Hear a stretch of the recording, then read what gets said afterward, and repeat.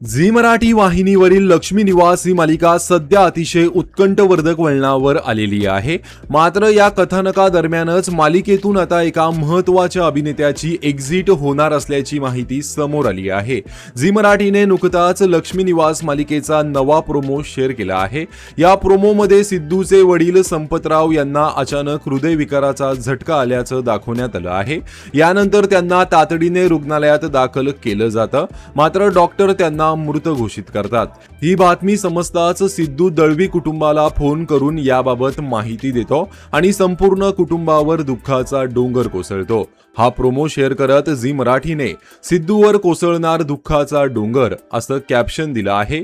यामुळे लक्ष्मी निवास मालिकेतील संपतराव या पात्राचा प्रवास आता संपणार असल्याचं दिसत आहे. मालिकेत संपतराव ही भूमिका मराठी अभिनेते राजदेव जामदडे यांनी साकारली होती. मात्र या भावनिक ट्विस्ट नंतर त्यांची मालिकेतून एक्झिट होणार आहे. तर लक्ष्मी निवास मालिकेत आलेल्या या मोठ्या ट्विस्ट बद्दल तुम्हाला काय वाटतं आणि संपतरावचं पात्र तुम्हाला आवडलं होतं का? कमेंट करून नक्कीच सांगा. धन्यवाद.